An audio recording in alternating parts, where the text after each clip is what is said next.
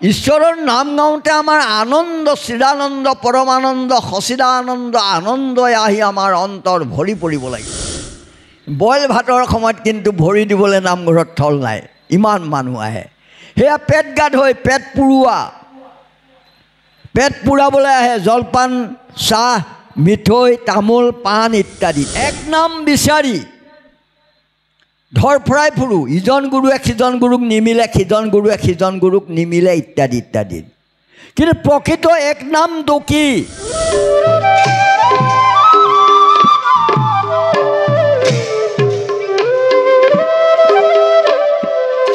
শ্ৰৱণ কীৰ্তন কৰি বৈকুণ্ঠক যায়, ধৰ্ম অৰ্থ কাম মোক্ষ আতসবে পায়।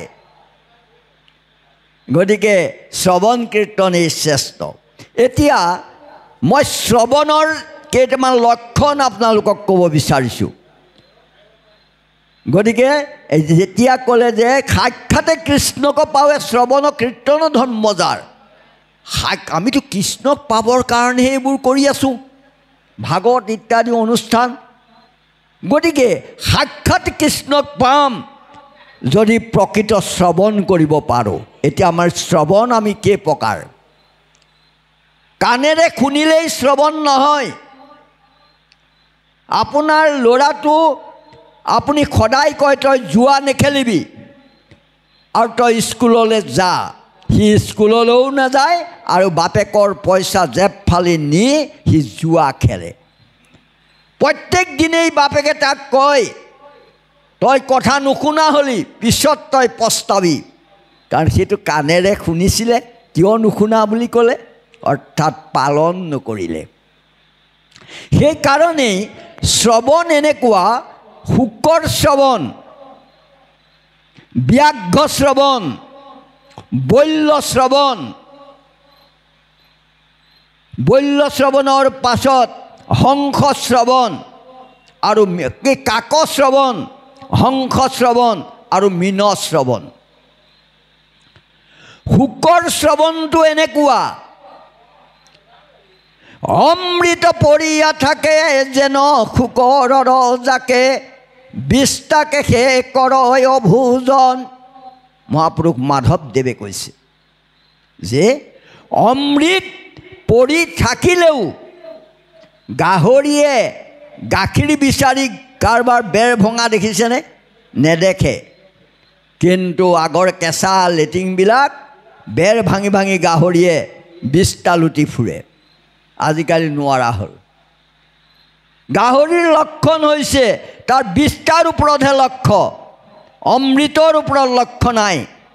আজি আপোনালোকৰ ইয়াত ইমান সুন্দৰ ভাগৱত যজ্ঞ চলি আছে, এইটো অঞ্চলতো এনেকুৱা এজন মানুহ ওলাব আজিৰ তাৰিখত গৈ তেওঁ সুৰাৰ দোকানত বহি আছে, আজিৰ তাৰিখত গৈ তেওঁ জুৱাৰ পাত মোকলাই আছে। সেইজনে হৈছে শুকৰ শ্ৰৱণী। শুকৰৰ মানে গাহৰি, শুকৰ মানে গাহৰি, গাহৰিৰ দৰে শ্ৰৱণ কৰিলে সেই শ্ৰৱণে আপোনাক সাক্ষাতে কৃষ্ণক লাভ কৰাই দিব নোৱাৰে। তাৰপিছত আহিল আপোনাৰ ব্যাঘ্ৰ শ্ৰৱণ। দুটা ঢেকীয়াপতীয়া বাঘ কেতিয়াও একেলগে থাকিব নোৱাৰে, ইটোৱে সিটোক খেদিবই। সেইদৰে আমাৰ সমাজবিলাকত এনেকুৱা মানুহ থাকে, কোনোবা এজন বৰুৱা বংশৰ পৰা আহিল, কোনোবা এজন হাজৰিকা বংশৰ পৰা আহিল, দুইজনকে সমানে পাঠ পঢ়িবলৈও লাগে, সমানে নাম ল'বলৈও লাগে। তাৰ মাজতে তেওঁলোকৰ ঈৰ্ষা বাঢ়ি গ'ল, বাঢ়ি গৈ ক'লে এই সদায় এই বৰুৱা বংশই কৰি থাকিব নেকি, আমি ইয়াত নাথাকোঁ, বেলেগে নামঘৰ সাজোগে ব'ল। সমাজ ফালি লৈ গুচি গ'ল। ঈশ্বৰক বিচাৰি সমাজ ফলা নাই, নিজৰ অভিষ্ট সিদ্ধিৰ বাবে, অহংকাৰ সিদ্ধি কৰিবৰ বাবে তেওঁ সমাজ এখন ফালি লৈ গ'ল। সেয়া হ'ল ব্যাঘ্ৰ শ্ৰৱণ। তেনেকুৱা শ্ৰৱণ কৰিলে নহ'ব। তাৰপিছত আহিল কাক শ্ৰৱণ। কাউৰীবিলাকক দেখিব চোৱা পাতনিত, যেতিয়া ভাত পেলাই দিব অলপ খাব আৰু অলপমান ঠোঁটেৰে নি ঘৰৰ ছালত হওক, ক'ৰবাত হওক, কলথৰুৱাত হওক সুমুৱাই সাঁচি ৰাখিব। সেইদৰে এবিধ কাকজ শ্ৰৱণ মানুহ এনেকুৱা আছে, আমাৰ যজ্ঞবিলাকলৈ আহে, সকামবিলাকলৈ আহে, 10খন তামোল কাটি থৈছে, তাৰ এখন দবাদব খালে, কিন্তু 2খন খোচনাটো ভৰাই ল'লে, 2খন খোচনাটো ভৰাই ঘৰ মোৱা হ'ল। বাৰু পাৰে মানে কোহাল কৰিলে, ঐ তোৰ জোঁৱাইহঁত নাহে নেকি, এই তোৰ ছোৱালীজনী এতিয়া সুখ নে দুখ, এই তোৰ সেই মাটিডৰা সীমাটো চাইছনে, তোৰ সীমাৰ মানুহটো ভাল নহয় দেই, গোটেইটো বেকুৰা বেকুৰি কৰিলে। নামঘৰলৈ আহি এইবোৰ কথা, গতিকে এইবোৰ মানে সেইবোৰ কথা পাতি কোহাল কৰে, কাউৰীয়ে কোহাল কৰা দি। সেই শ্ৰৱণে কাকজ শ্ৰৱণ বুলি কৈছে, সেই শ্ৰৱণে আমাক কেতিয়াও ভাল ফল দিব নোৱাৰে। তাৰ পিছত আহিল আমাৰ বল্য শ্ৰৱণ, বলদ গৰুৰ শ্ৰৱণ। এতিয়াতো হাল নেবায়ে, মানুহে বলদ গৰুৰ কাম নাজানে, আগৰখিনিয়ে জানে। হালৰ পৰা যেতিয়া বলদ গৰু হাল আনি ঘৰ পাব, তাক তুঁহে জাবৰে যিহকে নিদিয়ক সি ভকৰ ভকৰ খাব, সোৱাদ তিতা কেহা সি একো সেই সময়ত বাচিবলৈ নাই, এনেকুৱা ভোকত আহে, সি দবাদব খাবহে। আমাৰ পেট গাধৈ কেইজনমান আমাৰ যজ্ঞবিলাকলৈ যাব, বিয়ালৈ যাব, ক'ৰবালৈ যাব, তেওঁলোকে চাব এই দেউৰীকেইটাই ডাঙৰ কলটো কাৰ পাতত দিছে, দেউৰীকেইটাই ডাঙৰ খোলটো কাৰ আগত দিলে, ইহঁতে মিঠৈ এটা সৰহকৈ লৈছে নেকি আকৌ, তেওঁলোকৰ লক্ষ্য সেইটোহে হ'ব, পেট গাধৈ নিজৰ পেট পুৰোৱা। আৰু এটা কলৰ জেগাত 4টা কল যেনে তেনে খায়, কিবা কৰি মুঠতে আমাৰ ভাগৱতত যে বইল ভাত হয়, সেই সময়ত দেখিব মানুহ থিয় হ'বলৈ জেগা নাই নামঘৰত, কিন্তু তাৰ পিছত হামিয়াই পাঠেকীকেইজনে, মূল পাঠেকীকেইজনে গোটেই নিশাটো কটায়। বৰ দুখৰ কথা, মই যাওঁ মাজে মাজে ভাগৱতলৈ, বইল ভাতৰ সময়ত কিন্তু ভৰি দিবলৈ নামঘৰত থল নাই, ইমান মানুহ আহে। সেয়া পেট গাধৈ, পেট পুৰোৱা, পেট পুৰাবলৈ আহে, জলপান, চাহ, মিঠৈ, তামোল, পাণ ইত্যাদি ইত্যাদি। আমি এই শ্ৰৱণেৰে আমি শ্ৰৱণ লভিলোঁ বুলি দাবী কৰিব আমি নোৱাৰোঁ। তাৰপিছত আহিল হংস শ্ৰৱণ, ভাল শ্ৰৱণ। ৰাজহাঁহক আমাৰ ডেকা ল'ৰাহঁতে পৰীক্ষা চাবগৈ, গাখীৰে পানীয়ে মিলাই দি দিবচোন, সি গাখীৰকণ খাব, পানীটো এৰি থৈ গুচি যাব, তাৰ ঠোঁটেৰে পানীটো বাচি পেলাব, পানীৰ পৰা গাখীৰ বাচি সি খাব পাৰে, আৰু পানীটো সি এৰি থৈ গুচি যাব। হংস শ্ৰৱণ কৰাসকলে কমলাবাৰী সত্ৰৰ পৰা সোণাৰাম শৰ্মা বুঢ়াবুকত আহি এই কথাবোৰ ক'লে, ক'ৰবাত যদি বেয়া হৈছিল, বেয়া কথাবোৰ বাদ দি ভাল কথাবোৰ ঘৰলৈ লৈ যাব। সেয়া হ'ল হংস শ্ৰৱণ, শ্ৰেষ্ঠ শ্ৰৱণ, ভাল শ্ৰৱণ। তাতোতকৈও ভাল শ্ৰৱণ হৈছে মীন শ্ৰৱণ। মাছে শেলাই মাজত থাকি নিশব্দে কাপ কাপ কৈ থাকে, মানে ঈশ্বৰৰ নাম লৈ থাকে। সেইদৰে আপোনাৰ বিষয় আছে, মোৰ বিষয় আছে, এওঁৰ বিষয় আছে, চবৰে একোখন বিষয় আছে। বিষয় থাকিল বুলিয়ে আমি বিষয়া নহয়। প্ৰহ্লাদ ৰজা আছিলে, প্ৰহ্লাদেতো দৈত্যেন্দ্ৰৰ পাছত নিজে ৰজা হৈছে, কিন্তু প্ৰহ্লাদ ভকত হৈয়ে থাকিল, ভকতৰ পৰা খলন নহ'ল।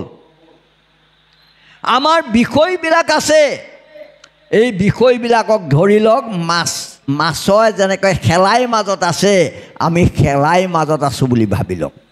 শেলাই মাজত থাকি যদি মৎস্যটোৱে কাপ কাপ কৰি থাকিব পাৰে, আমি আমাৰ বিষয় বাসনাৰ মাজত থাকি কিয় ঈশ্বৰক মনত কাপ কাপ কৰি থাকিব নোৱাৰোঁ?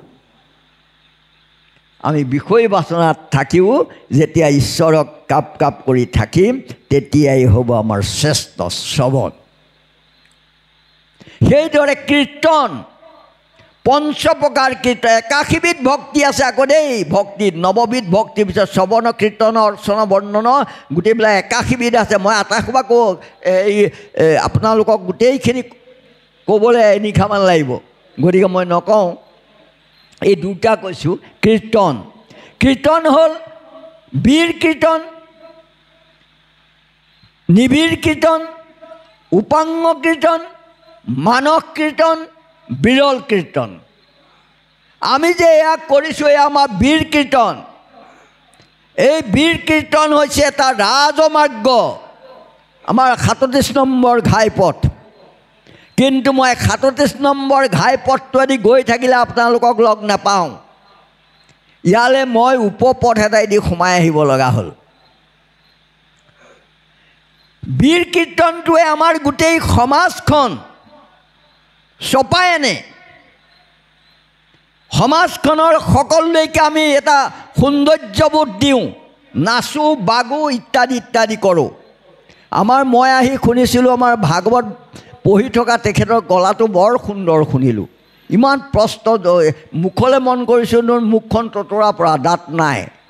এই দাঁত থাকোঁতে বোলো চাগে এইজনে ফালি আছিলে, এতিয়া দাঁত নাইকিয়াতে যেতিয়া ইমান প্ৰস্ত গাব পাৰিছে দেই, মোৰ ভাল লাগিল। এতিয়া এইবিলাক হ'ল বীৰ কীৰ্তন। বীৰ কীৰ্তনেৰে বহুত আজি ভাগৱত পঢ়িবলৈ ডেকা ল'ৰাহঁত আগবাঢ়ি আহিছে, মোচ কাটি গৰ্বশূন্য হৈ আহিছে। আমাৰ এইটো বৰ আনন্দৰ কথা, আমাৰ সমাজখনৰ বাবে এটা এইটো গৌৰৱৰ কথা। আমাৰ ভাগৱতে অন্য নকৰিলেও কিন্তু বহুত ডেকা ল'ৰাক অন্তত শান্তিৰ মূল খুঁটিলৈ ঘূৰাই আনিছে, এইটো বাস্তৱ। সেইকাৰণে আমি আমাৰ এই বীৰ কীৰ্তনটো আমাৰ প্ৰয়োজন হয়। বীৰ কীৰ্তনত ৰাম কৃষ্ণ ৰাম হৰি ৰামচন্দ্ৰ ৰাম ৰাম শ্ৰী ৰাম দেৱ ৰঘুপতি হে প্ৰভু ৰঘুনাথ প্ৰণাম দমায়ামা তুমি মোৰ হৈবা নিজ গতি হৰি ৰাম ৰঘুকুল। যেতিয়া তাল ঘূৰাই গাই দিম, ইয়াৰ ল'ৰা ছোৱালীবোৰ চাপি আহিব, চাব, তেতিয়া মোহময় হ'ব। এই আমাৰ সংস্কৃতিটোলৈ, সাধনাটোলৈ তেওঁলোক মোহ কৰিব, আহিব। কিন্তু এইটোৱে আমাক একেবাৰে মুখ্য দিব নোৱাৰে। মুখ্য ল'বৰ কাৰণে নাৰদে কৰা কীৰ্তন কৰিব লাগিব। নিবিড় স্বৰূপে কৰোঁ যেখনে কীৰ্তন, আনন্দ সমুদ্ৰ মন হয় মগন। কৃষ্ণপদ ভগৱন্ত জগত নিবাস, তেখনে হন্ত আখি হৃদয়ত বাস। যেন কোনোজনে ডাক দিলে পুৰুষক, সিজন পুৰুষ যেন আশয় আগত। মই ঘোষাই গাই গৈ আছোঁ আকৌ দেই। গতিকে আমি নিবিড় স্বৰূপে আমি ঈশ্বৰৰ নাম ল'ব লাগিব। আৰু আনন্দ, ঈশ্বৰৰ নাম গাওঁতে আমাৰ আনন্দ, চিদানন্দ, পৰমানন্দ, সচিদানন্দ আনন্দই আহি আমাৰ অন্তৰ ভৰি পৰিব লাগিব। গতিকে যেনেকৈ আপুনি ল'ৰাটোক মাতিলে সি মুখৰ আগলৈ গুচি আহে, সেইজনৰ কাৰণে ভগৱানক মাতিলে তেওঁ আহি মুখৰ আগলৈ গুচি আহিব। সেইকাৰণে আমি এই কীৰ্তন, সেয়া হ'ল নিবিড় কীৰ্তন। মানস কীৰ্তন, মনত আমি ক'ৰবালৈ গৈ আছোঁ, এনেৰে থকাতকৈ গাড়ীখনত সময় পাছ হ'ব, আমি মনত ঈশ্বৰৰ নাম জপ কৰি যাওঁ। বিৰল কীৰ্তন, আমাৰ গোপীসকলে যিটো অজপা জপ কৰিছিলে, এইখিনি বৰ দীঘলীয়া কথা, মই তালৈ যাব খোজা নাই। গতিকে শ্ৰৱণৰ কথাখিনি মই আপোনালোকক এনেধৰণেই ক'লোঁ।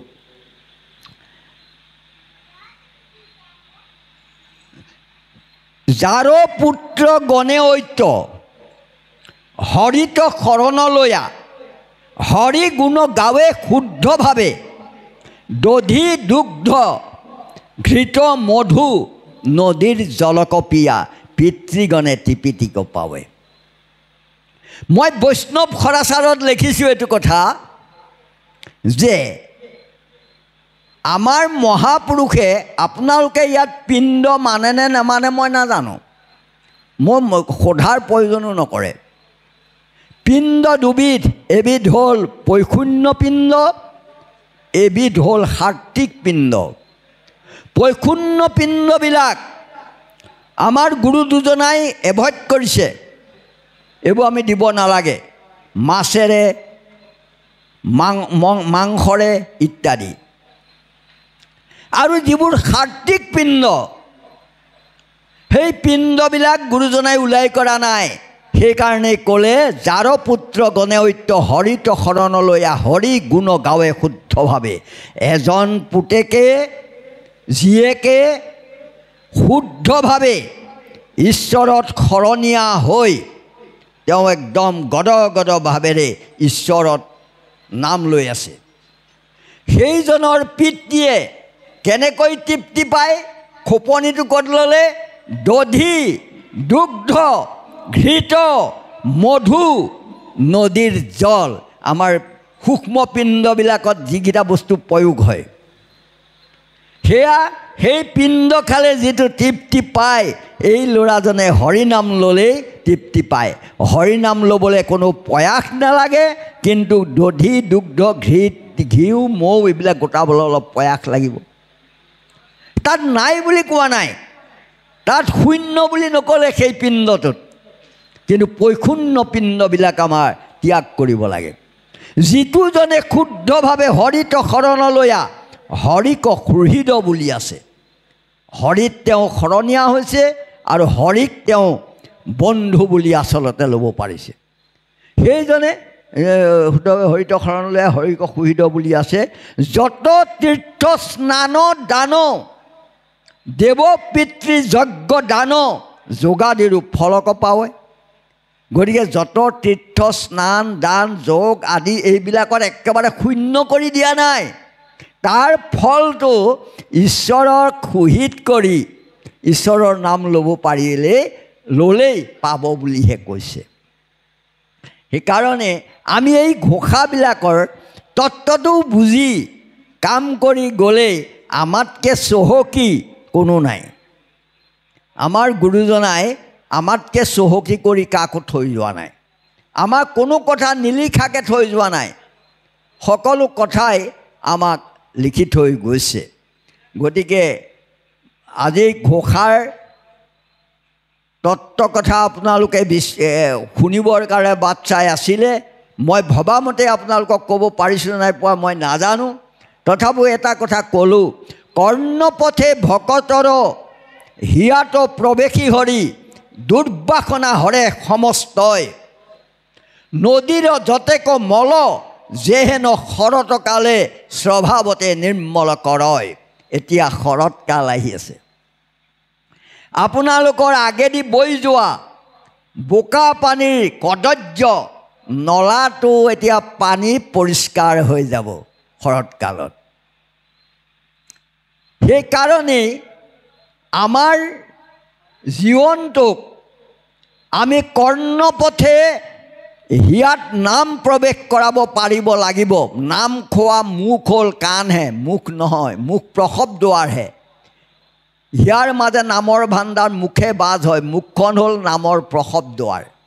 আৰু কৰ্ণপথে ভকতৰ হিয়াত প্ৰৱেশী হৰি দুৰ্বাসনা হৰে সমস্তই। কাণখন হ'ল নামৰ মুখ খোৱা, গতিকে মুখ। আমি কাণেৰে ঈশ্বৰক অন্তৰত প্ৰৱেশ কৰাব পাৰিব লাগিব। আনদৰি আন কৰ্ম। আমাৰ এতিয়া গুৰুসকলৰ ক্ষেত্ৰতো কিছুমান কথা আছে। কোনোবাই কয় চাৰি নাম আমুক তামুক, কোনোবাই কয় চাৰি নাম আমুক তামুক। নিমিলা অংকবোৰ আপোনালোকে পাইছে চাগে।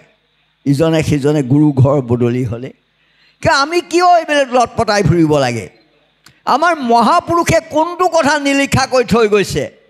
আমাৰ মহাপুৰুষ শ্ৰীমন্ত শংকৰদেৱে চাৰি নাম আপোনালোকৰ গামোচাত আগত বান্ধি দিছে, গলত বান্ধি দিছে। আমি কিয় নলওঁ? আনদৰি আন কৰ্ম মাধৱৰ জন্ম কৰ্ম শুনিবেক মহন্তৰ মুখে। মহন্ত সাধু সন্তৰ মুখত এইবিলাক শুনিবা। পৰম প্ৰসিদ্ধ নাম, আটাইতকৈ বোলে পৰম প্ৰসিদ্ধ নাম কি? কৃষ্ণ বিষ্ণু হৰি ৰাম। লাজ এৰি গাব্যা মহাসুখে। নিমি নৱসিদ্ধত মহাপুৰুষ শ্ৰীমন্ত শংকৰদেৱে ঘোষণা কৰিছে পৰম প্ৰসিদ্ধ নাম কৃষ্ণ বিষ্ণু হৰি ৰাম। লাজ এৰি গাব্যা মহাসুখে। আপোনালোকে এইকেইটা জপ কৰি থওক। এইকেইটা জপ কৰি থাকিলে আপোনালোক কিয় সিদ্ধি নহ'ব? এয়া গোসাঁই ঘোষণা কৰিছে আপোনালোকৰ সিদ্ধি হ'বই। এক নাম বিচাৰি ধৰফৰাই ফুৰো, ইজন গুৰুৱে সিজন গুৰুক নিমিলে, সিজন গুৰুৱে সিজন গুৰুক নিমিলে, ইত্যাদি ইত্যাদি। কিন্তু প্ৰকৃত এক নামটো কি আমি ক'ব নোৱাৰোঁ। হনুমানে কি নামত মানে প্ৰত্যেকৰে আজি ডক্টৰেটৰ ছাবজেক্ট বেলেগ, এখেতে ডক্টৰেট লৈছে, এখেতৰ ছাবজেক্ট বেলেগ, তেখেতে ডক্টৰেট কৰিছে, তেখেতৰ ছাবজেক্ট বেলেগ, কিন্তু আটাইকেইজন ডক্টৰেট। সেইদৰে হনুমানে সিদ্ধি লাভ কৰিছে ৰাম নামত, নাৰদে সিদ্ধি লাভ কৰিছে কৃষ্ণ নামত, ব্ৰহ্মাই সিদ্ধি লাভ কৰিছে নাৰায়ণ নামত। গতিকে এই তিনিজন মই ডক্টৰেট দেখুৱাই দিলোঁ নামৰ, তিনিজনৰে দেখোন তিনিটা ছাবজেক্ট বেলেগ বেলেগ। ব্ৰহ্মাই নাৰায়ণ নামত, নাৰদে কৃষ্ণ নামত আৰু হনুমানে ৰাম নামত। কাৰণ আমি কৃষ্ণ বিষ্ণু হৰিৰাম ইয়াৰ যিকোনো এফাকি নাম যদি আমি কণ্ঠৰ হেমহাৰ হিচাপে ল'ব পাৰোঁ, ওলাওঁতে সোমাওঁতে অপয় ৰাখে আমাৰ মুখৰ পৰা যাতে বাজ হয়। আপোনালোকে কথা পাতোঁতে কেতিয়াবা খং উঠিলে পচলা কটা কথা ফাকি মুখত ওলায়, সেই ফাকি কওঁ বুলি নকয়, উপাকতে ওলাই যায়। কাৰণ অভ্যাসত সেই হেলা ৰঙে ওলাই যায়। সেইদৰে আমাৰ মুখত হেলা ৰঙে জুতিটো খাওঁতে কিবা কৰোঁতে কৃষ্ণ ৰাম গোবিন্দ কিবা এটা। গতিকে মই এক নামৰ সংজ্ঞাটো আপোনালোকক দি দিছোঁ। আমি ঈশ্বৰৰ এই 4 নামৰ ভিতৰত এভাগ নাম আপুনি ঈশ্বৰৰ ভালকৈ অন্তৰত জপ কৰিবলৈ শিকক। সেয়াই হ'ব আপোনাৰ বাবে মহ ঔষধ এক নাম। মনুষ্য এইটো এটা দুৱাৰদলি, মানুহৰ জীৱনটো এটা দুৱাৰদলি। ইয়াৰ পৰা গেট আউট হৈ বাহিৰলৈও যাব পাৰোঁ, গটা খাই গুচি যাব পাৰোঁ, আৰু ভিতৰত সোমাই আলফুলকৈ থাকিবও পাৰোঁ। এই মনুষ্য জীৱনত কৰা কামবিলাকৰ প্ৰতিক্ৰিয়াৰ যোগেদিয়েই আমি ঊৰ্ধ্বগামী হ'ব পাৰোঁ, অধোগামী হ'ব পাৰোঁ। সেইকাৰণে মহাপুৰুষ মাধৱদেৱে জীৱৰ হৈ প্ৰাৰ্থনা কৰিছে, মানুহ জনম লৈ নিশেষ যোনিত গ'লোঁ, কতবাৰ গাহৰি হৈ জন্ম ল'লোঁ, কতবাৰ কুকুৰ হৈ জন্ম ল'লোঁ, কতবাৰ মেকুৰী শগুন গাধ শিয়াল হৈ জন্ম ল'লোঁ, পাৰ নাই অপাৰ। ঘূৰি ঘূৰি আহি আকৌ মানুহ হৈছোঁ, আকৌ পাহৰোঁ, আকৌ গৈ শিয়াল কুকুৰৰ সং লওঁ। গতিকে কৈছে ইবেলি তোমাৰ দুই চৰণে শৰণ লৈলোঁ, দীনবন্ধু দামোদৰে, হৰি হৰি ৰতি মোৰ ৰহো কতো মাত, প্ৰাণ বন্ধু চৰণত কৰোঁ প্ৰণিপাত। এইবাৰ মই হুঁচিয়াৰ, এইবাৰ মই আৰু বেলেগ বেয়া কাম নকৰোঁ। এইবাৰ তোমাৰ কিংকৰ হৈছোঁ, এইবাৰ তোমাৰ চৰণত ধৰিছোঁ, প্ৰণিপাত কৰিছোঁ।